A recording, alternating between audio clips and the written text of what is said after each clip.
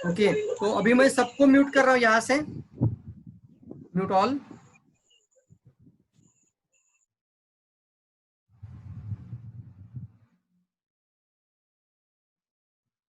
रणपीत से मॅडम, मी तुमचं mute open करून ठेवतोय, तुमच्या बाजूला आवाज वगैरे नाही ना होत? कल्पना मॅडम, एक कोणाचं तरी म्यूट ओपन करूयात, म्हणजे जेणेकरून सेशन मध्ये काही जर तुम्हाला समस्या वाटली तर लगेच मला सांगा. कल्पना मॅडम, तुम्हाला आवाज येतोय? अनम्यूट करा.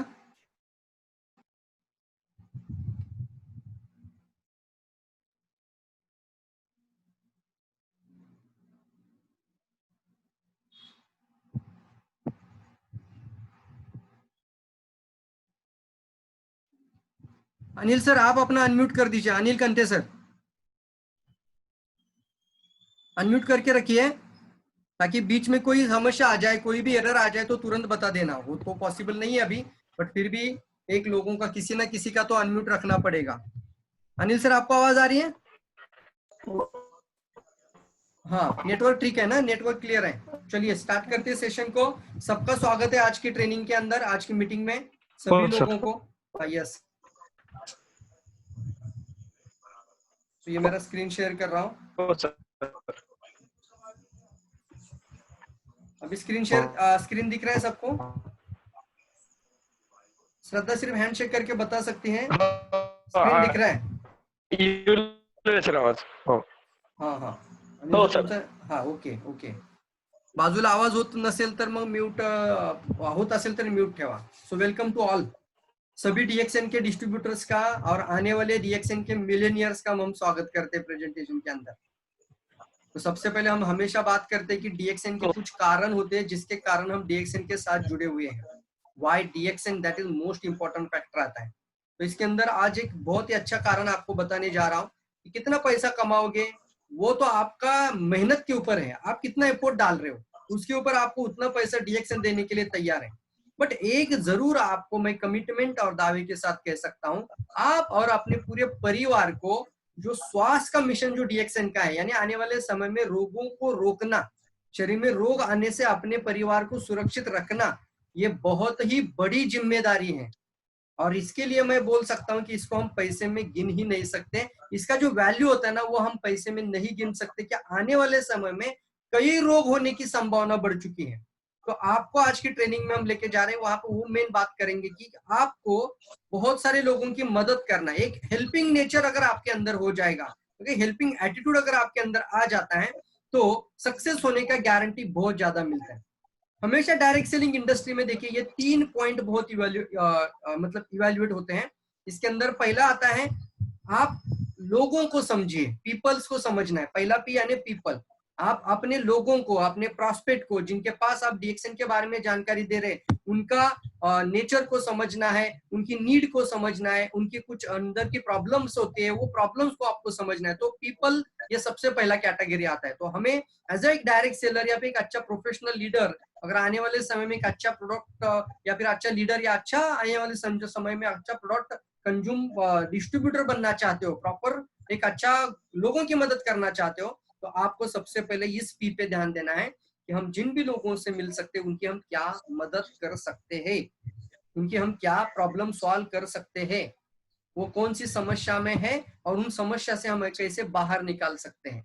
2 तरह की समस्या होती है, एक होती है वो विजिबल होती है और एक होती है इनविजिबल होती है. विजिबल मतलब उनको भी पता है, हाँ ये समस्या है, ये उनको भी पता है. जैसे अभी कोरोना विजिबल है सभी के लिए, राइट ना? तो ये विजिबल अभी हो चुका है. बट अगर हम 5 साल पहले अगर बात करते कि वो बीमारी वायरस ना हो इसके लिए, तो इनविजिबल था, मतलब दिखता नहीं था. तो उसी समय पे बहुत सारी प्रॉब्लम्स ऐसी होती हैं जो इनविजिबल भी होती है.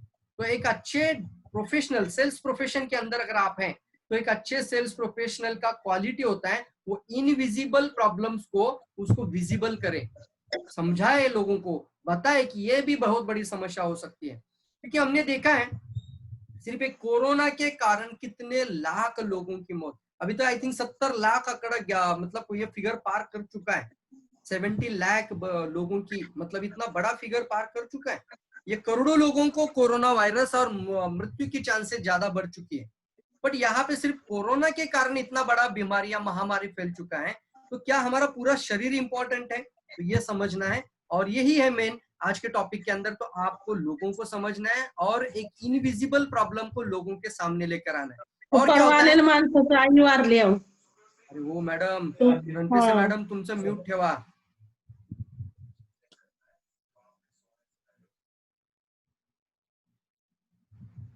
आवाज येतोय. तर प्रोडक्ट, दुसरी गोष्ट येते पीपल, त्यानंतर येतं प्रोडक्ट. म्हणजे तुम्ही कोणत्या प्रोडक्टच्या सहाय्याने त्यांची मदत करू शकता, तो positioning of the product. Mummy लोगों को समझना है, फिर प्रोडक्ट क्या पिच कर सकते हैं, और फिर आपको अगर बिजनेस भी करना है तो उन लोगों की बिजनेस से रिलेटेड, इनकम से रिलेटेड, आने वाले समय में उनकी जो भी व्यवसाय या इनकम या अर्निंग के रिलेटेड जो जो समस्या है उसको समझकर उनको प्लान भी देना चाहिए. तो पीएसपी स्ट्रैटेजी इसे कहते हैं. कभी भी देखिए, हम कभी भी प्रोडक्ट बेचने की कोशिश नहीं करना चाहिए. आप किसी के भी पास जाओ, आप डायरेक्टली प्रोडक्ट की बात मत करना, मैं डीएक्सएन का डिस्ट्रीब्यूटर हूँ, मैं डीएक्सएन करता हूँ, राइट, हम डीएक्सएन में ज्वाइन किए हैं, ऐसी भाषा से शुरू मत करिए. पीएसपी का मतलब होता है कोई ना कोई प्रॉब्लम से स्टार्ट करें. कई सारे प्रॉब्लम है, जैसे आप कोरोना से स्टार्ट कर सकते हैं, या फिर कोई ना कोई, अभी कुपोषण से बात किया तो माल न्यूट्रिशन कितना बढ़ चुका है, कितने सारे बच्चों को अभी इंडिया के अंदर 40% बच्चों को कुपोषित करार दे चुका, मतलब 40% बच्चे अभी कुपोषित है, माल न्यूट्रिशन है, माल नरिश है. तो ये प्रॉब्लम बन जाती है. तो एक प्रॉब्लम, या फिर हमारे जो भी आज जिंदगी में हम पैसा कमा रहे हैं वो पैसा हमारे हाथ में रुकता नहीं है. तो हमारे पैसे जितने आते हैं उससे ज्यादा हम खर्चा कर रहे हैं. तो आजकल महंगाई बहुत बढ़ गई है. तो कोई ना कोई प्रॉब्लम जो आपकी भी हो सकती है और मेजॉरिटी ऑफ द पीपल की हो सकती है, ऐसे प्रॉब्लम को आपको स्क्रिप्ट के अंदर लिख लेना चाहिए. ऐसे 10 प्रॉब्लम जरूर लिखिए. आप 10 कौन कौन से ऐसे प्रॉब्लम सॉल्व कर सकते हैं, क्योंकि जब भी आप वार्तालाप करेंगे, कम्युनिकेट करेंगे, या किसी भी चीज में डीएक्सएन का प्रेजेंटेशन स्टार्ट करेंगे, तो हमेशा 1-to-1 करो या 1-to-many करो या होम मीटिंग में बात करो, कोई ना कोई एक प्रॉब्लम या समस्या, और एक बात करना, ये ज्यादातर लोगों को है, मेजोरिटी ऑफ द पीपल, ये जरूर होना चाहिए. और फिर उसके ऊपर प्रोसेसिंग होगा, मतलब इसके लिए क्या किया जा सकता है, क्या कर सकते हैं, और फिर निकलता है एक सोल्यूशन. तो प्रॉब्लम, उसके बाद आता है एक सोल्यूशन. तो हमेशा ध्यान में रखना है, आपको एक सेल्समैन बनना नहीं है, आपको एक अच्छा सलाहकार बनना चाहिए. Be a good consultant, be a good consultant. तो सामने वाले की प्रॉब्लम को सॉल्व करना, इसे कहते हैं एक अच्छा सलाहकार. और अभी हम देख रहे हैं कि ये सब बीमारियां जो प्रमाण बढ़ चुका है, ये सिर्फ एक बीमारी की बात नहीं मैं कर रहा हूँ, दुनिया में बहुत सारी बीमारियां हैं, अरबों खरबों बीमारियां हो सकती है. आज अगर पूरा दिन निकल चुका है तो पूरे दिन के अंदर और 10 नए रोग बीमारियां नए नाम के साथ जुड़ चुकी होगी. तो ये इतना प्रमाण बढ़ चुका है. तो यहाँ पे हम बात करते हैं कि हमारा जो इंडियन सिनारियो, ये देखेंगे हम Indian scenario, the Sensex report of India, जो बताता है हमें कि जितना हमारा आबादी है उसमें से 90 करोड़ लोग अनहेल्दी है, और 30 करोड़ लोग जिनको हम हेल्दी कह सकते हैं, मतलब जिनको कुछ ना कुछ स्वास्थ्य की समस्या है. ऐसे अनहेल्दी लोग कुछ ना कुछ मेडिसिन खा रहे हैं, डॉक्टर के पास जाते हैं, बीमारी के लिए दवाइयां खा रहे हैं. तो ऐसे 90 करोड़ लोगों तक पहुंच चुका है. ये अगर मैं कुछ आपको नया सिद्धांत और नई आंकड़ेवारी, जैसे हमारा प्रेजेंटेशन बहुत पुराना था पहले, तो इसको मैंने आज सुबह से पूरा नया के अंदर लेकर आया है. और ये जो फिगर मैं अभी आज दिखा रहा हूँ, ये नई फिगर आपके सामने है.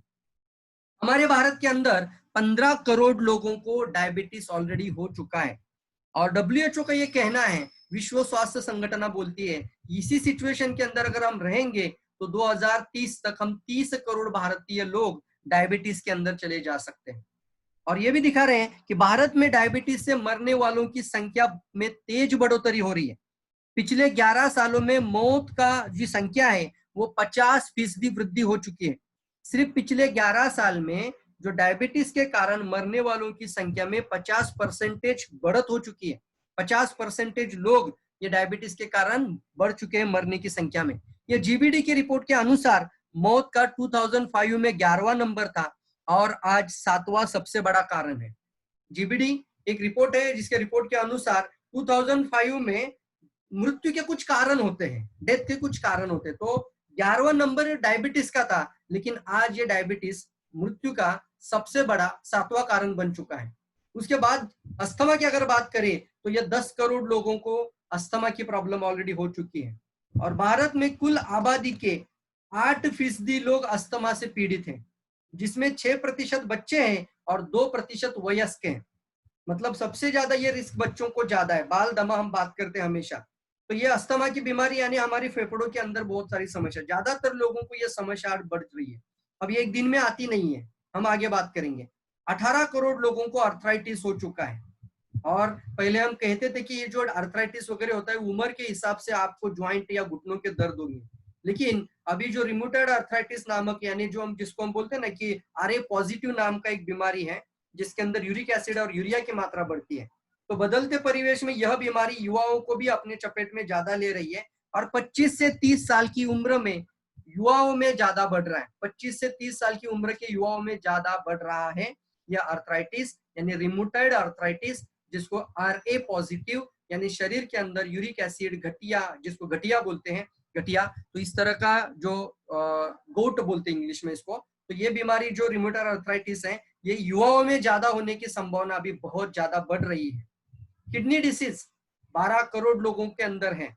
और किडनी डिसीज का अगर बात किया जाए तो पहले जमाने में हम ये भी कहा करते थे कि जो भी होगा देखेंगे 60-70 साल के बाद होगा, लेकिन दोस्तों ये बीमारी अभी छोटे बच्चों को भी हो रही है। 7-8 साल के बच्चों को भी किडनी फेल्योर और डायलिसिस पे जाना पड़ रहा है। और हम देख रहे हैं एक एक डायलिसिस का खर्चा कम से कम 2,500 से 3,000 रुपए तक का आ रहा है। कहाँ से लाएंगे? हर एक डायलिसिस के लिए 2,500 रुपया। तो इतना सारा करने के साथ वो किडनी का रिपले उसका कोई इलाज नहीं है, वो कोई उपचार नहीं है सर। किडनी डायलिसिस करने से हम किडनी को उपचार नहीं कर पाते हैं, हम उसको प्रोलॉन्ग कर रहे हैं। तो यहाँ पे बताया जा रहा है देश की करीबी 10% यानी 10% आबादी किसी न किसी तरीके से क्रॉनिक किडनी डिसीज यानी सीकेडी से पीड़ित है। मधुमेह में 40% इसका रिस्क है, खतरा है, और उच्च रक्तचाप में ये 20% खतरा है। तो जिन जिन लोगों को डायबिटीज है, और डायबिटीज हमारा भारत के अंदर राजधानी बन चुका है, जिसको बोलते हैं ना डायबिटीज रोग के अंदर हमारा शहर जो भारत देश है वो अग्रिम स्थान पर आता है, नंबर 1 पे स्थान पर आ जाता है। और इसके अंदर अगर देखा जाए तो मधुमेह जिन जिन लोगों को है तो 40% लोगों को ये किडनी की प्रॉब्लम होने के चांसेस हैं, और जिनको हाई ब्लड प्रेशर की बीमारी है उनको 20% किडनी खराब होने की चांसेस है। 7 करोड़ लोगों को कैंसर, भारत के 10% लोग पर लटक रही है कैंसर की तलवार। यस, इतना प्रमाण बढ़ चुका है कि भारत में अभी 10% लोगों पर, मतलब आने वाले समय में बता रहे हैं कि कैंसर होने की संभावना इतनी बढ़ रही है कि जितनी हमारी आबादी है, कुल आबादी, उसके 10% लोगों पर कैंसर की तलवार हो चुकी है। हर साल ये 300% की बढ़ोतरी से आगे बढ़ रहा है कैंसर के मामले।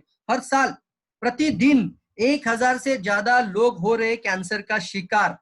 1,000 से भी ज्यादा लोग हो रहे कैंसर का शिकार, इतना प्रमाण ये बढ़ चुका है कैंसर का। और ये नंबर 2 पे आता है। हृदय विकार हमारा नंबर 1 पे आता है, जिसका डेथ का कारण बोला जाता है।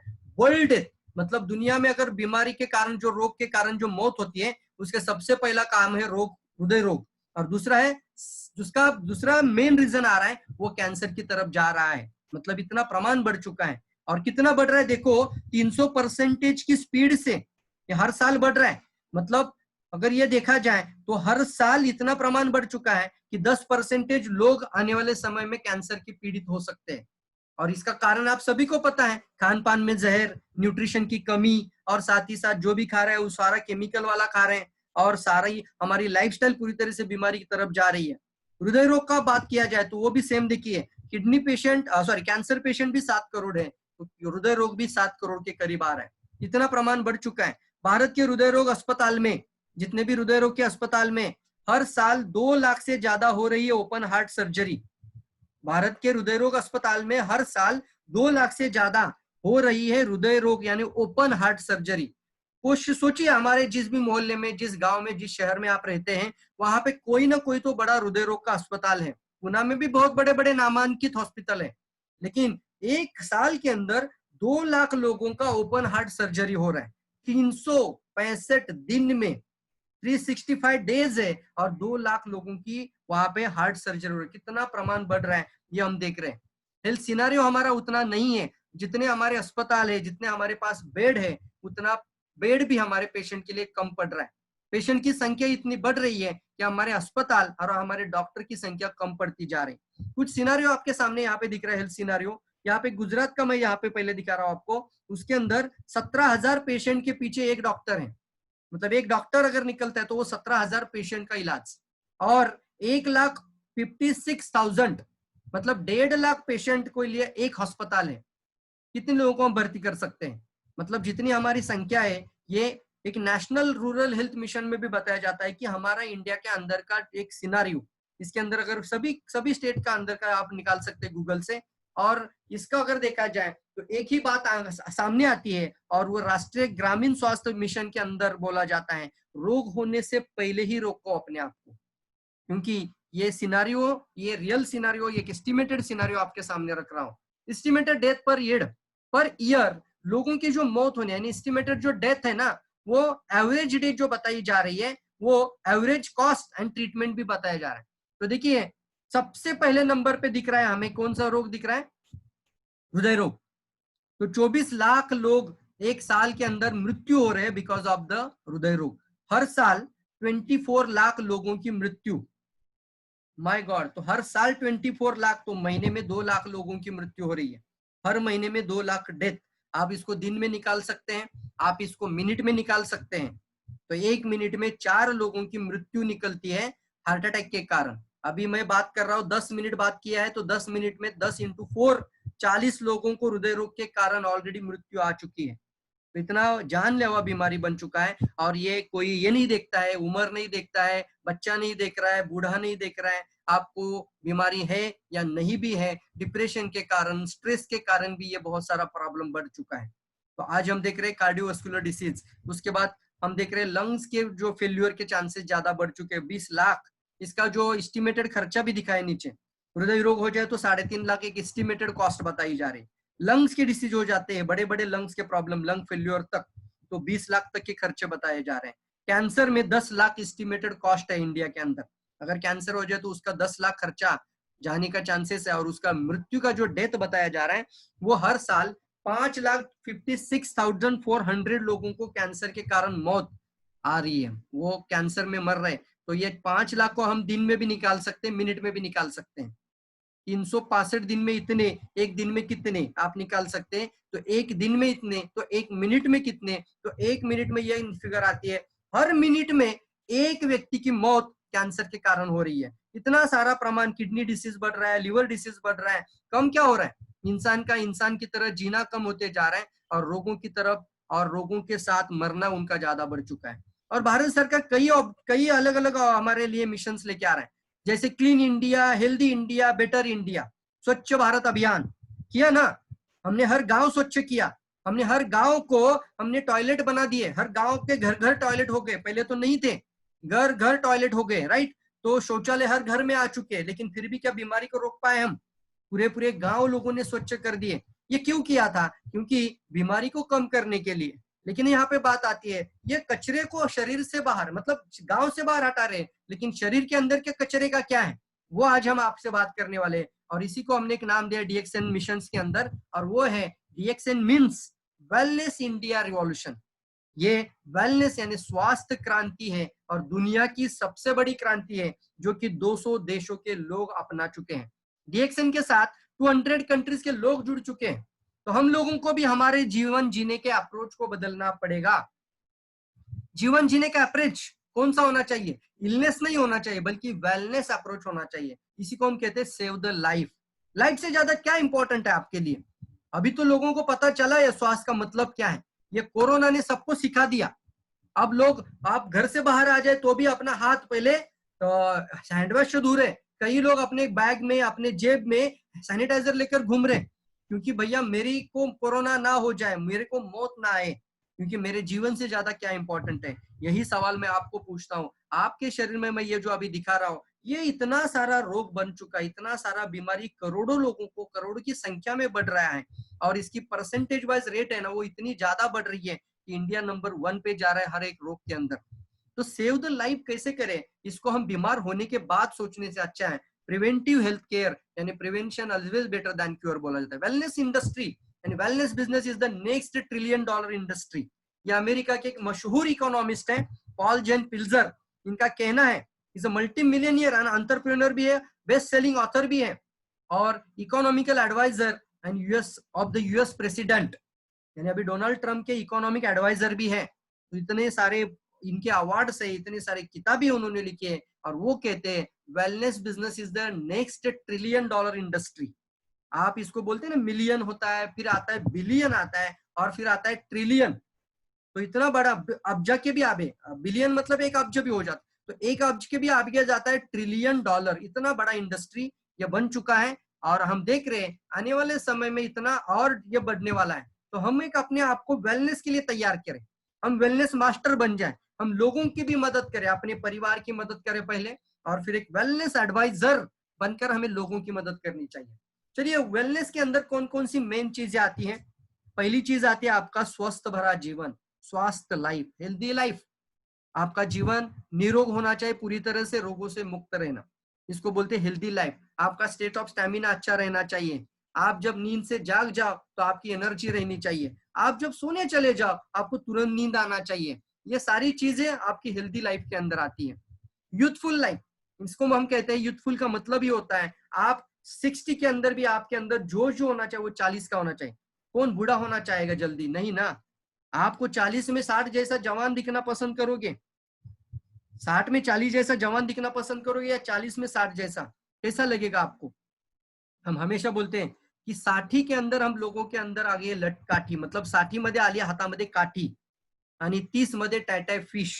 मतलब क्या है इसका? लोग 30 के अंदर बीमारी से पूरी तरह से ग्रसित हो रहे हैं, और 60 के अंदर उनकी डेथ हो रही है, और ये लोग 30 और 40 में ही बुढ़ापे का आनंद ले रहे हैं। ये तो बुढ़ा होने का जो रेट है वो बहुत ज्यादा बढ़ चुका है। और तीसरा मेन चीज आता है डिसीज फ्री लाइफ। तो वेलनेस का मतलब है पहला स्वस्थ जीवन, दूसरा आपका तारुण्यदायी जीवन, यूथफुल लाइफ, यौवन भरा लाइफ, और तीसरा आता है रोगों से पूरी तरह से मुक्त जीवन होना चाहिए। और एक चीज और आती है, जैसे बाहर से अच्छा है, अंदर से अच्छा रहना, तो बाहर से दिखना भी अच्छा है। तो इसके अंदर ब्यूटी का भी मार्केट आ सकता है वेलनेस में। तो ये सारी चीजें हम देख रहे हैं जो आपको लुक बेटर भी इसके अंदर आता है। तो healthy life, youthful life, disease free life और लुक बेटर, ये सारी चीजें इसके अंदर आती है। वेलनेस में कुछ चीजें मैं यहाँ पे पहले ही आपको बता रहा हूँ। आप यहाँ पे अभी इलनेस में जीवन जी रहे हैं हम सब लोग। अगर कुछ हो जाए तो हम केमिकल और दवाइयां खाएंगे, ड्रग्स खाएंगे, या फिर हम इसको जो भी दवाइयां लेंगे वो सेगमेंटल होगी, यानी पार्ट वाइज होगी, सिम्टम के लिए अलग अलग होती जाएगी। फिर आफ्टर डिसीज कभी भी हो जाए तो वो कब खाएंगे दवाई? वो जब बीमारी हो शरीर में लग जाए उसके बाद हम इसको सेवन करते रहेंगे, राइट। फिर हम देख रहे हैं कंट्रोल और सप्रेस, जिंदगी भर ये कंट्रोल और सप्रेस का सिलसिला चलता रहेगा। यहाँ पे वेलनेस देख रहे हैं। वेलनेस का मतलब क्या है?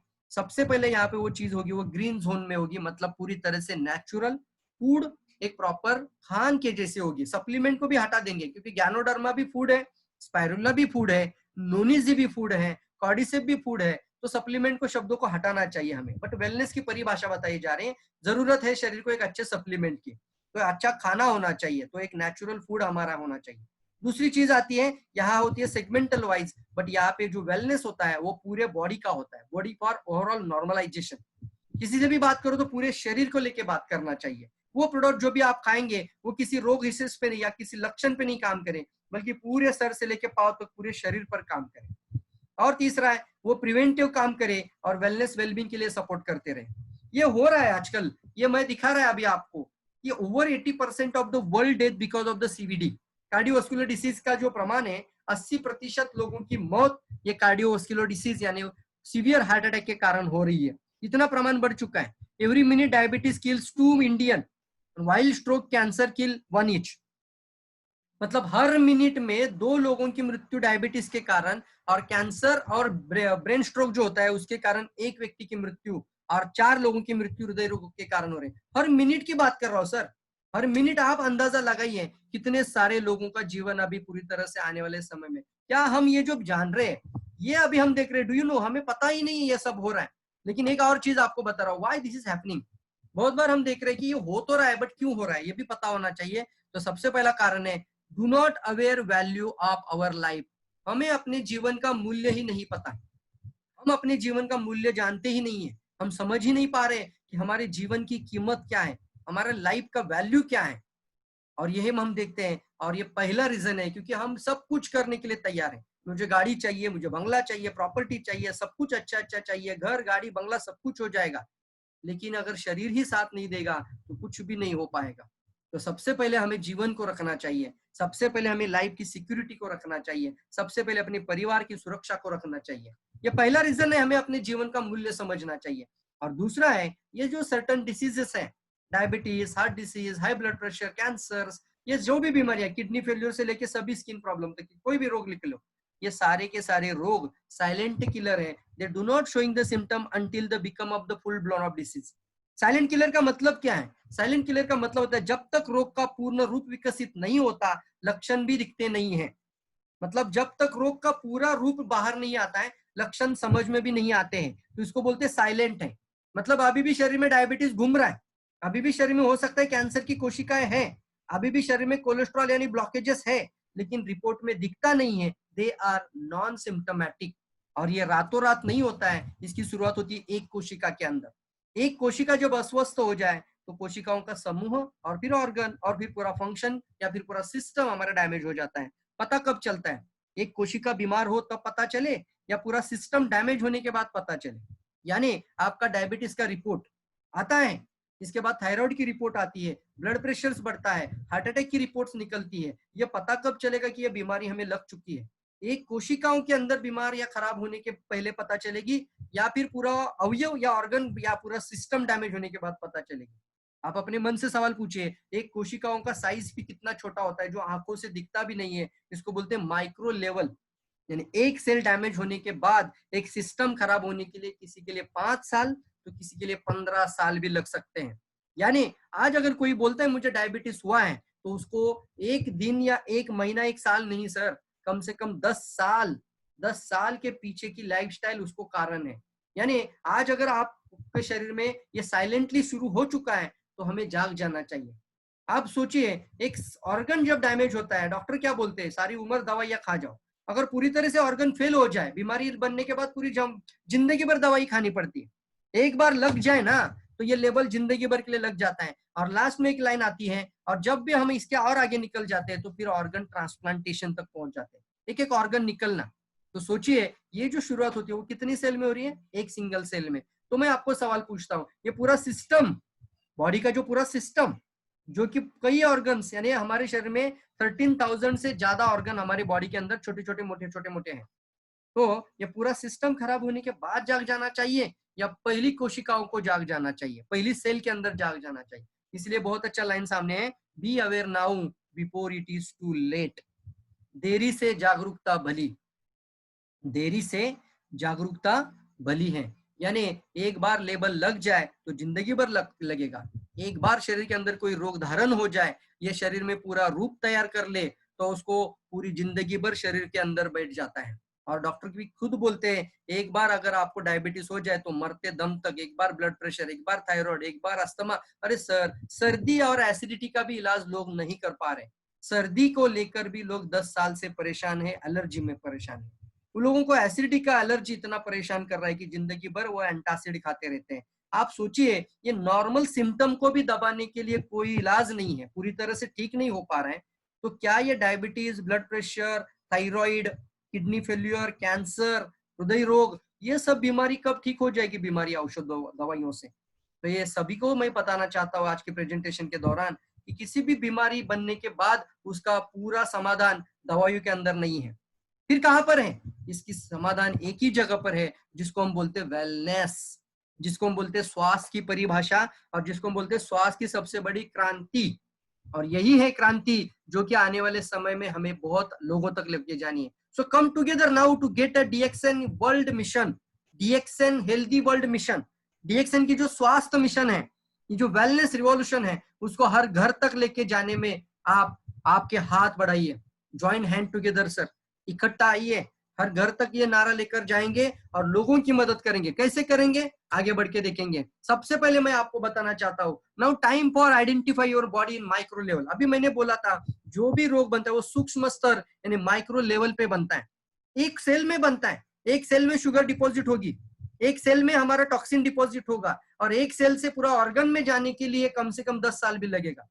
तो जाग कब जाना चाहिए? ढूंढना कब चाहिए शरीर को? बीमार होने के बाद रिपोर्ट स्कैनिंग की तरफ जाना चाहिए, या पहले ही हमारे शरीर को सूक्ष्म स्तर में अपने शरीर की पहचान करना चाहिए? इसलिए इसे कहते हैं हम आइडेंटिफायर किट. इसलिए हम इसका नाम ही दिए है वेलनेस किट. और ये अभी टाइम आ चुका है, identify your body in micro level. अब सूक्ष्म स्तर में अपने पूरे शरीर की पहचान करने का समय आ चुका है। अब हमें बीमार होने के बाद सोचने से पहले, बीमार होने के पूर्व, अभी आपका जो भी उम्र हो, छोटा बच्चा से लेके बुजुर्ग तक, अगर आपको रोग नहीं है, मैं आपको बहुत अभिनंदन और आपको बधाई देता हूं कि अभी तक आपको कोई लेबल नहीं लगा। लेकिन मैं आपको विनंती करता हूं और एक आशा करता हूं, एक इच्छा रखता हूं, और वो इच्छा है मेरी, आने वाले समय में आपके शरीर में कोई भी रोग बने ही ना। और इसके लिए वेलनेस मिशन है, और इसके लिए वेलनेस किट है, और ये सूक्ष्म स्तर पर हमारे शरीर की पहचान करा के देने वाला किट, इसको हम बोलते हैं आइडेंटिफायर किट। आइडेंटिफाई किट यानी पूरे शरीर को आइडेंटिफाई करने की क्षमता, पूरे शरीर को आइडेंटिफाई करने की ताकत रखता है। कैसे करेगा ये? सबसे पहले आता है how it is work. Scan our whole body, 13,000 organ at a time. एक साथ हमारे पूरे शरीर के 13,000 से ज्यादा अंग की सूक्ष्म जांच करें। ये काम करेगा जब किसी भी शरीर के अंदर गैनोडर्मा, आप अभी पाउडर में भी आ चुका है, तो आप खान में भी, या आप अपने रेसिपी के अंदर, फ्रूट जूस के अंदर, सलाद के अंदर, मशरूम सूप बनाकर कई चीजों से आप गैनोडर्मा ले सकते हैं। गैनोडर्मा जिसकी कॉस्ट अगर हम मार्केट की निकाली जाए, जो प्रीमियम गैनोडर्मा होता है, वो पर केजी के लिए 4 लाख रुपए पर किलो वाला गैनोडर्मा होता है। और ये गैनोडर्मा हमारे पास, जैसे मैं बात कर रहा हूँ आइडेंटिफायर यानी गैनोडर्मा, गैनोडर्मा को हमने दूसरा नाम बता रहे हैं, गैनोडर्मा का नाम दूसरा है आइडेंटिफायर। आइडेंटिफायर तो ये ढूंढने वाला है। जब भी आप किसी को ये गैनोडर्मा दिखाओगे, जब भी किसी को, अभी मेरा बैग में रह गया, तो जब भी आप किसी को गैनोडर्मा दिखाओगे तो आप ये दिखाओ और बोलो ये आइडेंटिफायर है सर। जब भी आर्चिल की बोतल सामने रखोगे तो बोलना सर आइडेंटिफायर किट है, ये वेलनेस किट है, आइडेंटिफायर वेलनेस किट, ऐसा भी बोल सकते हैं। और ये क्या करता है, आपके पूरे सर से लेके पांव तक ये घुल जाएगा ब्लड में, खून के अंदर मिक्स हो जाएगा, और ये सेल तक पहुंच जाता है, और identify our single abnormal cell and convert it into normal cell. यानी जब ये हमारे खून के अंदर पहुंच जाएगा और हर कोशिकाओं तक पहुंच जाएगा, तो हमारे एक असामान्य दूषित कोशिकाओं की पहचान कर कर उसे सामान्य कोशिकाओं में परिवर्तित करने में मदद करेगा। तो देखिए, कोई भी रोग, मैंने पहले ही सवाल पूछा था, एक कोशिकाओं में आता है और फिर पूरा ऑर्गन डैमेज होने के लिए 10-15 साल भी लग जाते हैं। कैंसर रातों रात नहीं होता, कैंसर की भी एक सेल होती है, लेकिन जब ये पूरी तादाद में बढ़ जाए और एक अच्छा, मतलब बड़ा ट्यूमर बन जाए, और जब दुखावा या पेन या वेदना हो जाए, तब पता चलता है ये बायोप्सी के बाद ये कौन सा कैंसर है।